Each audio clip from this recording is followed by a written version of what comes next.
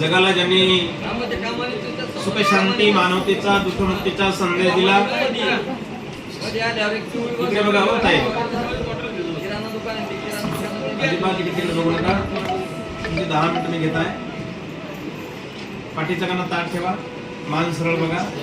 तुम्ही का असे कमरेमधून ढिला बसला का माणसाचं मन आळशी बनतं आळशी, आणि एकदा का माणसाचं मन आळशी बनलं ते आळशी बनलेलं मन माणसाला चांगलं काम करू देत नाही। आळशी बनलेलं मन माणसाला एका ठिकाणी बसू देत नाही। आळशी झालेलं मन बहाणा करते, बहाणा। तो काय बहाणा करेल हे सांगता येत नाही। आळशी झालेलं मन म्हणजे लय गरमू लागले म्हणजे चल थोडं बाहेर हवेला गेलं पाहिजे। आळशी झालेलं मन म्हणजे आता लय ताण लागले म्हणजे पाणी प्यायला पाहिजे म्हणजे चल आता पाणी प्यायला। आळशी झालेलं मन म्हणजे आता पोटात कसं तरी लागले म्हणजे गडबड होऊ लागली म्हणजे आता काहीतरी खायला पाहिजे म्हणजे आता आहे की नाही, भूक लागली म्हणजे आता। म्हणजे आळशी झालेलं मन पाणी पिण्याच्या बहाण्यानं, जेवणाच्या बहाण्यानं, हवेच्या बहाण्यानं, गरमीच्या बहाण्यानं आहे की नाही, त्या माणसाला एका ठिकाणी बसू देत नाही। चल म्हणजे आपण बाहेर जाऊ, आणि ती एकटा माणूस उठत नाही, मग ते बाजूवाले पाणी फोन करते चल म्हणजे आपण बाहेर जाऊ, म्हणजे तेही बसत नाही, दुसऱ्याला बसू देत नाही, तेही ऐकत नाही, दुसऱ्याला ऐकू देत नाही।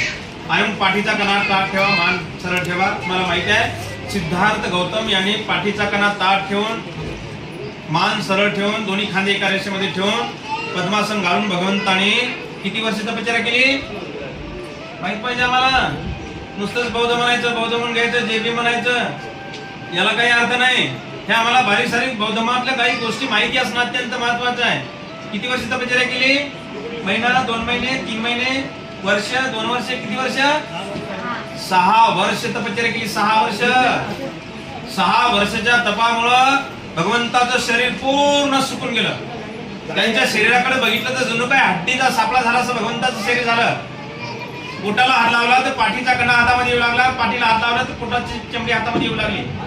डोळ्याकडे बघितलं तर त्या कोरड्या विहिरीसारखे फुल आणि फुल भगवंताचे डोळे झाले। लक्षामध्ये तुम्हाला इथे 6 वर्ष बसायचं आहे का?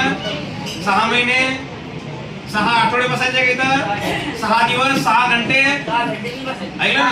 तुम्हाला फक्त 10 ते 20 मिनिटं बसणं आहे। तोपर्यंत तुम्ही पाठीचा कणा ताट ठेवा, मान सरळ ठेवा। ज्यांच्या पाठीला भिंता चिपकलेल्या आहेत त्यांनी भिंतीपासून थोडं असं नाही तर भिंतीला चिपकले का लगे आळस येते, लगेच सुस्ती येते माणसाला, मग आळस येते आळस माणसाला। म्हणजे इकडे भिंतीचे काय बोलायले काहीच पत्ता नाही, लगेच तिथं तंद्री येते माणसाला, तंद्री। आणि म्हणून भिंतीचा सहारा नका घेऊ, असा पाठीचा कणा ताट ठेवा।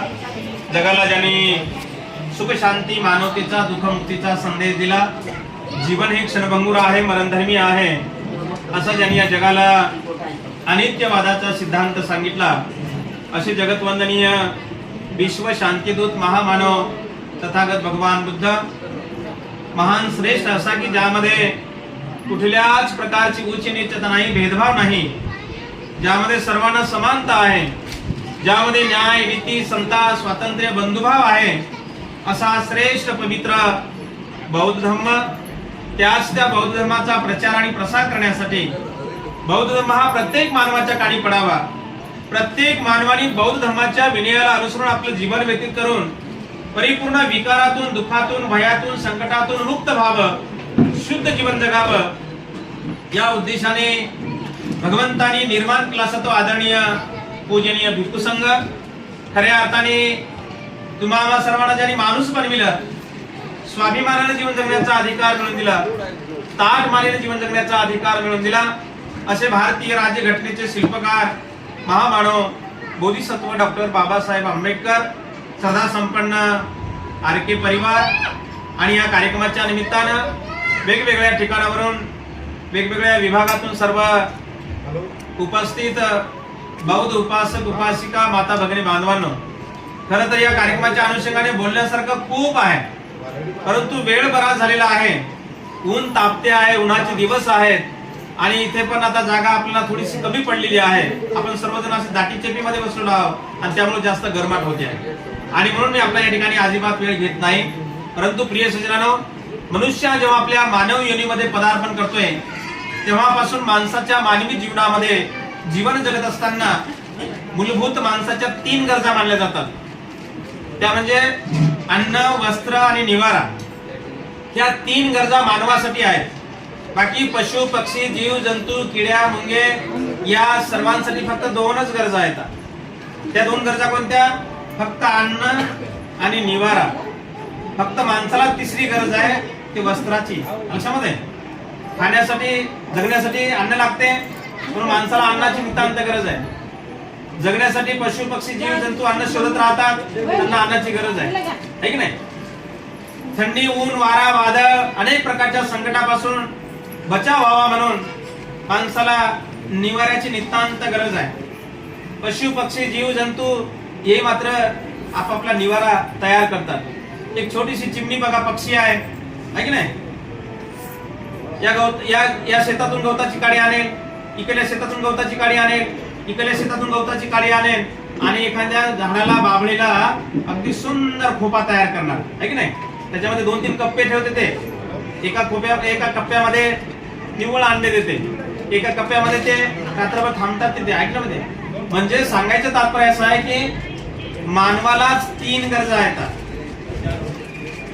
अन्न, वस्त्र आणि निवारा. आणि ह्या 3 गरजांपैकी आरके परिवाराने हे जे काही निवारा उभा केला, ही जी काही वास्तू उभी केली, या वास्तूचं उद्घाटन आज बौद्ध धर्माच्या विनयाला अनुसरून एका बौद्ध भिक्षूच्या हस्ते त्या ठिकाणी भगवंताचं बुद्ध वचन पठण करून त्या ठिकाणी या वास्तूचं उद्घाटन करत आहोत. प्रिय सज्जनांनो, या कार्यक्रमाला काही लोक घरभरणी म्हणतात, काही लोक वास्तुशांती म्हणतात. आणि म्हणून आम्हाला हे समजून घेतलं पाहिजे आम्ही नेमकी वास्तुशांती म्हणजे काय. लक्षामध्ये, ज्या अर्थी आम्ही बौद्ध म्हणतो ना, ज्या अर्थी आम्ही बौद्ध म्हणून घेतो, ज्या अर्थी आम्ही जैनी म्हणून घेतो, त्या अर्थी आम्ही बारीक सारीक गोष्टी बारकाईनं समजून घेणं अत्यंत महत्वाचं आहे. बौद्ध धर्म हा विज्ञानवादी धर्म आहे. लक्षामध्ये, बौद्ध धर्मामध्ये कुठल्याही प्रकारचा अंधश्रद्धा, रूढी, परंपरा, बुवाबाजी, ढोंग सोंग हे कुठलंच बौद्ध धर्मामध्ये नाही आहे. आणि म्हणून बौद्ध धर्म हा विज्ञानावर आरूढ आहे. आणि म्हणून आपण या बारीक सारी गोष्टी आपण समजून घेणं अत्यंत महत्वाचं आहे. केवळ घरावर निळा झेंडा लावला म्हणजे बुद्ध नाही होऊ शकत. लक्षामध्ये, घरावर अशोक चक्र कोरलं म्हणजे बुद्ध नाही होऊ शकत, किंवा घरावर बाबासाहेबांची सही कोरली म्हणजे बुद्ध नाही होऊ शकत. लक्षामध्ये, कपाळाला निळ लावली म्हणजे बुद्ध नाही होऊ शकत, गळ्यामध्ये निळा रुमाल वापरला म्हणजे बुद्ध नाही होऊ शकत, गळ्यामध्ये अशोक चक्र बांधला म्हणजे बुद्ध नाही होऊ शकत, घरामध्ये अशा सुंदर सुंदर बुद्ध मूर्त्या, बाबासाहेबांच्या मूर्त्या ठेवल्या म्हणजे बुद्ध नाही होऊ शकत. आम्हाला खऱ्या अर्थानं बौद्ध म्हणून घ्यायचं असेल, बौद्ध म्हणून वावरायचं असेल, तर आम्हाला बारीक सारी गोष्टी या समजून घेऊन आम्ही त्याप्रमाणे आमच्या जीवनाची वाटचाल करणं हे अत्यंत महत्वाचं आहे. हे जे काही वास्तू उभी केली, काही लोक याला वास्तुशांती म्हणतात. वास्तुशांती म्हणजे काय आम्ही नीट समजून घेतलं पाहिजे. आता या वास्तूला शांत करायचं का? ती वास्तू शांत होणार आहे का? अगदी पहिल्यापासून ते वरच्या छतापर्यंत आणखी 5 मजली बिल्डिंग जरी बांधली तर ही बिल्डिंग तर निर्जीवच आहे ना. त्याच्यामध्ये काय, विटा आहे, सिमेंट आहे, रेती आहे, लोखंड आहे, चौकट आहे, दरवाजा आहे, खिडकी आहे, फरशी आहे की नाही? याच्या व्यतिरिक्त काय आहे? याच्या व्यतिरिक्त काहीच नाही ना. आणि हे जे आहे ते सर्व निर्जीवच आहे की नाही? आणि वास्तुशांतीचाच अर्थ असा होतो की या वास्तूमध्ये वावरणारा जो काही परिवार आहे, जे काही सभासद आहे, जे काही सदस्य आहेत, या लोकांच्या मनाचे विकार शांत झाले पाहिजे. बुद्ध म्हणतात माणसाच्या मनाचे विकार, 8 प्रकारचे विकार सांगितले भगवंतांनी, जसं की राग, द्वेष, लोभ, मोह, आळस, वितर्क विचार, द्वेष बुद्धी आणि संशय. हे 8 प्रकारचे विकार ज्या माणसाकडे आहेत. लक्षामध्ये, मग तो कुठलाही असू द्या माणूस, तो बौद्धमी असेल, मराठा असेल, केली असेल, माळी असेल, धनगर असेल, कुंभार असेल, चांभार असेल, वडार असेल, भील असेल, तो महाराष्ट्राचा असेल, पंजाबचा असेल, हरियाणाचा असेल, गुजरातचा असेल, तो भारताचा असेल, जर्मनी, ऑस्ट्रेलिया, स्वित्झर्लंड, जगामधल्या कुठल्याही देशाचा, पंथाचा, रीतिरिवाजाचा, जाती धर्माचा माणूस असो, त्या माणसाकडे जर हे 8 प्रकारचे विकार आहेत, त्या 8 प्रकारच्या विकारामुळे तो माणूस कदापि आपल्या जीवनामध्ये प्रगती करू शकत नाही. हे 8 प्रकारचे विकार ज्या माणसाकडे आहेत, त्या माणसाला समाजामध्ये, नातेवाईकामध्ये, रिश्तेदारामध्ये, गल्लीमध्ये इज्जत राहत नाही. लक्षामध्ये, एखादा माणूस लय रागीट आहे, त्याला लोक चांगलं म्हणतात का? आहे की नाही? लय रागीट आहे म्हणतात, लय वातावरण बोलतो म्हणतात, आहे की नाही? म्हणजे सांगायचं तात्पर्य असं आहे की भगवंत म्हणतात की मानवी मनाचे 8 प्रकारचे विकार आहेत आणि 8 प्रकारचे विकार नाहीसे करून जो माणूस शुद्ध जीवन जगतो, जो माणूस निर्मळ जीवन जगतो, लक्षामध्ये, तो माणूस परिपूर्ण विकारातून, दुःखातून, भयातून, संकटातून मुक्त होतो. तो मनुष्य आपल्या जीवनामध्ये खऱ्या अर्थानं प्रगती करू शकतो. आणि म्हणून आजच्या या मंगलमय प्रसंगी आरके परिवाराने जी काही वास्तू उभी केली, या वास्तूच्या उद्घाटना प्रसंगी मला या ठिकाणी सांगायचं आहे की आरके परिवाराने आज बौद्ध भिक्षूंना निमंत्रित करून बौद्ध भिक्षूंना भोजनदान अन्नदान देऊन या ठिकाणी वंदना परित्राण पूजापाठ घेऊन या ठिकाणी वास्तूचा जे काही उद्घाटन करतात आपण ते सुंदर सुंदर बुद्ध बाबासाहेबांच्या मूर्त्या आल्या बघा, त्या नवीन आहेत, या मूर्त्यांच्या सुद्धा पूजा होत आहे लक्षामध्ये. आणि म्हणून आजपर्यंत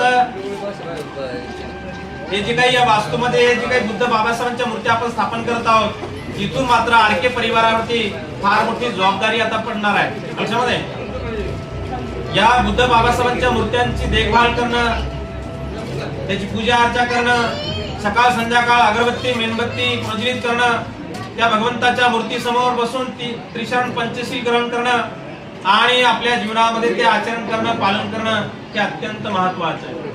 या वास्तूमध्ये वावरत असताना केवळ आणि केवळ फक्त आणि फक्त बुद्ध फुले शाहू आंबेडकरांचे विचार या घरामध्ये विचार रुजले पाहिजे आपण लक्षामध्ये. नाही तर आज भंतीच्या हाताने पूजा केली, सुंदर सुंदर बुद्ध बाबासाहेबांच्या मूर्त्या आणल्या, आज कार्यक्रम झाला आणि उद्या म्हणा का 15 दिवसानं म्हणा का महिन्यानं म्हणा या घरामध्ये जर इतर देवदेवतांची पूजा अर्चा होत असेल लक्षामध्ये, या घरामध्ये इतर देवदेवतांची पूजा होत असेल, उपवास तापस या घरामध्ये केला जात असेल लक्षामध्ये, किंवा या घरातून एखाद्या देवीला देवाला एखाद्या कंदोरी जर जात असेल तर ही पूजा करून आणि बंदीला बोलावून काही अर्थ होणार नाही लक्षामध्ये. बाबासाहेबांच्या त्यागाला काही अर्थ होणार नाही. बाबासाहेबांनी अर्ध उपासी पोटी राहून 18 तास अभ्यास करून एका पावाच्या तुकड्यावरती अर्ध उपासी पोटी राहून बाबासाहेबांनी केवळ आणि केवळ तुम्हा आम्हा सर्वांना ताठ मानेने जीवन जगता यावं म्हणून, स्वाभिमानाने जीवन जगता यावं म्हणून बाबासाहेबांनी केवळ आपला विचार केला. बाबासाहेबांनी आपल्यासारखा जर स्वार्थपणा जर बघितला असता ना, आपण किती स्वार्थी आहे. आज आमच्या खेड्यातला गरीबातला गरीब जरी माणूस म्हटला तरी त्या गरीबातल्या गरीब माणसाकडे 1 एकर जमीन आहे, 2 एकर जमीन आहे, अर्धा एकर आहे, नाही जमीन तर 1,000 प्लॉट तरी आहे लक्षामध्ये. आज आपण बघतोय बाबासाहेबांच्या नावानं आज कुठे बाबासाहेबांची प्रॉपर्टी दिसत नाही. जे काही बाबासाहेबांची प्रॉपर्टी असेल ते संस्थेच्या पीपल्स एज्युकेशन सोसायटीच्या नावाने असेल, जे काही प्रॉपर्टी असेल ते प्रिंटिंग प्रेसच्या नावाने असेल, जे काही प्रॉपर्टी असेल तर ते ग्रंथालयाच्या नावाने असेल, परंतु बाबासाहेबांच्या नावानं वैयक्तिक आज कुठे प्रॉपर्टी सापडत नाही. बाबासाहेबांनी जर विचार केला असता, आपल्यासारखा जर स्वार्थ जर बघितला असता बाबासाहेबांनी, तर आज या देशामध्ये टाटा बिर्ला धीरूभाई अंबानी वगैरे हे जे बोटावर मोजण्यासारखे लोकांचे नाव निघतात ना, यांच्यापेक्षा बाबासाहेबांच्या 100 पटीनं नाव बाबासाहेब पुढे असते. बाबासाहेब लक्षामध्ये. बाबासाहेबांनी 1935 ला जेव्हा धर्मांतराची घोषणा केली, मी हिंदू म्हणून जन्माला आलो परंतु हिंदू म्हणून मरणार नाही, तेव्हा बाबासाहेबांकडे अनेक जाती धर्माचे लोक बाबासाहेबांना विनवण्या करू लागले, बाबासाहेब तुम्ही आमचा धर्म स्वीकारा, बाबासाहेब तुम्ही आमचा धर्म स्वीकारा, तुम्हाला काय पाहिजे ते सांगा, बाबासाहेब तुम्ही आमचा धर्म स्वीकारला तर तुमच्या प्रत्येक माणसाला आम्ही 5 एकर शेती देऊ, बैलजोडी देऊ, वीर देऊ आम्ही लक्षामध्ये, आणि तुम्हाला आम्ही कोरा चेक देऊ, कोरा लक्षामध्ये. परंतु बाबासाहेबांनी या साऱ्या गोष्टीला काय समजलं, दीड दमडी समजलं. दीड दमडी एका शाहिराने त्याच्यावर गाणं लिहिलेलं आहे लक्षामध्ये, अशा दीड दमडीच्या पायी माझा समाज विकणार नाही, ऐक नाही, याला बाबासाहेबांनी दीड दमडी समजलेलं आहे लक्षामध्ये. आणि त्या बाबासाहेबांच्या अनुयायी म्हणणारे माणसं आम्ही, त्या बाबासाहेबांचे पायी म्हणणारे माणसं आम्ही, त्या बाबासाहेबांच्या धर्माचे अनुयायी म्हणणारे माणसं आम्ही मात्र मतदानाच्या वेळेस आम्ही 500 रुपयाला आमचं मतदान विकतो, ऐक नाही, 1000 रुपयाला मतदान विकतो आम्ही. इकडे बाबासाहेबांचा उदोदो करायचा, बाबासाहेबांचा जय जयकार करायचा, आणि त्याच बाबासाहेबांच्या अनुयायी म्हणणारे माणसं आम्ही मतदान मात्र आमचं 100 रुपयाला 1000 रुपयाला 500 रुपयाला विकायचं. बाबासाहेबांनी त्या काळामध्ये आज तरी आमच्या आरके परिवाराने एवढी मोठी बिल्डिंग बांधली, ते सुंदर बघा, हे भिंती कशी आहेत, फरशीवर उभं राहावं वाटत नाही, असं माणसाचं तोंड दिसतंय फरशी, आहे की नाही. त्यावेळेला बाबासाहेबांनी घोषणा केली, बाबासाहेबांनी आपल्या लोकांना आव्हान केलं होतं, तेव्हा आपल्या लोकांचे घर पण नव्हते, कुडाचे घर होते, तट्टरचे घर होते लक्षामध्ये, झोपड्या होत्या, झोपड्या, घर त्याला भिंती नव्हत्या व्यवस्थित, घर त्याला दार सुद्धा नव्हतं. त्यावेळेला बाबासाहेबांनी सांगितलं होतं की जा आणि तुमच्या घराच्या भिंतीवर लिहून ठेवा, काय लिहून ठेवा, या देशाची शासनकर्ती जमात बनायची आहे तुम्हाला लक्षामध्ये. बाबासाहेबांनी त्या काळामध्ये सांगितलं होतं की जा तुमच्या भिंतीवर लिहून ठेवा की या देशाची शासनकर्ती जमात बनायची आहे. सत्तेशिवाय शहाणपण नाही म्हणतात, नाही. आणि बाबासाहेबांनी त्यावेळेला सांगितलं होतं की तुमच्या भिंतीवर जाऊन लिहून ठेवा की देशाची शासनकर्ती जमात बनायची आहे. शासनकर्ती जमात बनण्यासाठी आपला माणूस आपल्याला ओळखता आला पाहिजे, आपला अधिकार आपल्याला ओळखता आला पाहिजे, आपला हक्क आपल्याला ओळखता आला पाहिजे, आपला स्वाभिमान आपल्याला ओळखता आला पाहिजे. तर खऱ्या अर्थानं आम्ही बाबासाहेबांचे अनुयायी म्हणणारे माणसं आम्ही होऊ शकतो. तर आम्ही खऱ्या अर्थानं जय भीम म्हणण्याच्या लायकीचे ठरू शकतो आम्ही. आणि म्हणून प्रिय श्रीमानो, या कार्यक्रमाच्या निमित्तानं बोलण्यासारखं खूप आहे, परंतु वेळेअभावी मी आपला जास्त वेळ न घेता या ठिकाणी खरं तर आरके परिवाराने हे सुंदर या ठिकाणी एवढी मोठी वास्तू उभी केली. या वास्तूमध्ये आरके परिवारांना नेहमी सुख शांती समाधान आयुष्य आरोग्य संपत्ती बल प्राप्त होत राहो. त्यांच्या हातून या वास्तूमध्ये धम्म कार्य घडत राहो, बाबासाहेबांच्या कार्याला पुढे नेण्याचं कार्य घडत राहो. आणि म्हणून या ठिकाणी खरं तर या कार्यक्रमाच्या निमित्तानं आपण या ठिकाणी एक संदेश घेऊन गेला पाहिजे की यांचा जो काही परिवार आहे पूर्ण एकत्र परिवार आहे. लक्षामध्ये आज आम्ही समाजामध्ये फिरताना बघतोय की एक भाऊ दुसऱ्या भावाला बोलत नाही, दुसरा भाऊ तिसऱ्या भावाला बोलत नाही. लक्षामध्ये शेजारी असून शेजारी भाऊ भावाला बोलत नाही. म्हणून यांचा एवढा मोठा परिवार आहे, एवढी कागदावर पुढे यादी आहे. आणखी यादी वाढणार होते, पण मी त्या ताईला म्हणलं, त्या ताईला म्हणलं बस एवढेच परिवारातले मेन घ्या म्हटलं. ते म्हणलं आणखी यादी वाढणार आहे. तर निश्चित आरके परिवाराचा एक आदर्श घेण्यासारखा आहे की सर्व परिवार एकत्र आहे, एकोप्यानं राहतात, एका विचारानं राहतात. लक्षामध्ये आणि म्हणून मानवी जीवनामध्ये हे संघटन अत्यंत महत्वाचं आहे, संगोपन एक महत्वाचं आहे, एक जीव महत्वाचा आहे, एकमेकाला समजून घेणं, एका विचारानं चालणं हे अत्यंत महत्वाचं आहे. नाहीतर आज लग्न झालं का, एक महिना झाला का, आई वडील बाजूला सोडतो, भाऊ बहीण बाजूला सोडतो आणि आपल्या पत्नीला घेऊन लगेच दुसरीकडे निघतो, वेगळा राहतो, आहे की नाही.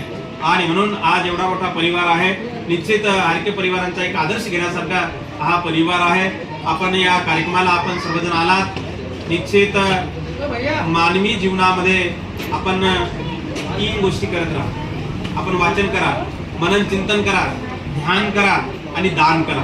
हे जीवनामध्ये कुशल कर्म आहे, सत्कर्म आहे. माणसासोबत काही येत नाही. तुम्ही बांधाला बांध लागून 50 एकर जमीन घ्या, मजल्यावर मजला 5 मजली बिल्डिंग बांधा. तुम्ही बँकेमध्ये लाखो करोड रुपये बँक बॅलन्स करा. तुम्ही घरामध्ये किती सोनं चांदी तुम्ही बांधून ठेवा. हे सारं चोराचं जण आहे, हे सारं जागच्या जागेवर राहते, हे काही सोबत येत नाही. लक्षामध्ये आणि म्हणून आपण आपल्या जीवनामध्ये हे फक्त मानवाला संधी आहे. वाचन करण्याची संधी मानवाला आहे, मनन चिंतन करण्याची संधी मानवाला आहे, दान करण्याची संधी मानवाला आहे आणि ध्यान करण्याची संधी मानवाला आहे. या 4 संध्या दुसऱ्या कोणत्याही पशु पक्षी जीव जंतू जनावराला नाही. एखाद्या बैलाला म्हणता का तुम्ही ध्यान कर म्हणून? एखाद्या कुत्र्याला म्हणा बरं ध्यान कर म्हणून? ते डोळे लावून बसल का? ते मांडी घालून बसल? ते ध्यान करता येईल का त्याला? त्याला ध्यान नाही करता येत. त्याला वाचन म्हणून चिंतन नाही करता येत. त्याला दान दे म्हणलं तर एखाद्या बैलाला म्हणलं दान दे, नाही करत. दान करण्याची संधी ही मानवाला आहे, ध्यान करण्याची संधी ही मानवाला आहे, वाचन मनन चिंतन करण्याची संधी ही मानवाला आहे. आणि म्हणून आपल्या जीवनामध्ये जीवन जगत असताना अगदी सकाळी झोपेतून उठलो तेव्हापासून ते रात्रीच्या झोपेच्या क्षणापर्यंत दररोज सकाळ आणि संध्याकाळ आपण कमीत कमी 5 मिनिटं का होईना आपण भगवंताच्या मूर्तीसमोर अगरबत्ती मेणबत्ती प्रज्वलित करून 5 मिनिटं का होईना आपण ध्यान केलं पाहिजे, मनन चिंतन केलं पाहिजे. आपण लक्षामध्ये जे उपासक ध्यान करतात, मनन चिंतन करतात, त्यांच्या मनाचे विकार शांत होतात. माणूस शुद्ध बनतो, माणूस निर्मळ बनतो आणि माणूस निष्कलंकित बनतो. आणि जो माणूस निष्कलंकित बनला, जो माणूस निर्मळ बनला, जो माणूस विकारमुक्त झाला, त्या माणसाला मरण पण सुखाचं येतं, झोप पण सुखाची लागते. काही लोकांना झोपाच येत नाही. या अंगावर झोपलं झोप नाही, या अंगावर झोपलं झोप नाही, उलटा झोपलं झोप नाही, पातळ झोपलं झोप नाही, अंगावर घेऊन झोपलं झोप नाही, अंगावरलं काढून झोपलं झोप नाही, फॅन चालू करून झोपलं झोप नाही, फॅन बंद करून झोपलं झोप नाही. त्याच्यामध्ये मग डॉक्टर कडे जावं लागते. साहेब झोपच येत नाही, झोपेच्या गोळ्या. काही लोकांना झोपेच्या गोळ्या खाऊन झोप घ्यावं लागते. लक्षामध्ये ते असं का होतं? याचं कारण आहे की आम्ही ध्यान मनन चिंतन दान धर्म आम्ही करत नाही. लक्षामध्ये आणि म्हणून जर शुद्ध जीवन जगायचं असेल, विकारमुक्त जीवन जगायचं असेल, प्रफुल्लित आनंदाने जीवन जगायचं असेल तर आपण ह्या गोष्टी आपण करत राहावं. हेच मानवी जीवनामध्ये कुशल कर्म आहे, सत्कर्म आहे. बाकी सारं जागच्या जागेवर राहते, काही सोबत येत नाही. आणि म्हणून आपण आपल्या जीवनामध्ये अशा दररोज ध्यान मनन चिंतन करा, वाचन करा. बाबासाहेब म्हणाले होते वाचन जीवनामध्ये वाचन. आमच्या समाजानं वाचणं बिलकुल बंद केलं. काय करणे? नाचणं सुरू केलं. आणि जा बाई, नाही, आणि एकही जा, कार्यक्रम जा. होईना झाला. वाढदिवस असेल, वाढदिवस साखरपुडा असेल, लग्न असेल, जयंती असेल, आजच्या लोकांचा कार्यक्रम नाचल्याशिवाय कार्यक्रम होईना झाला.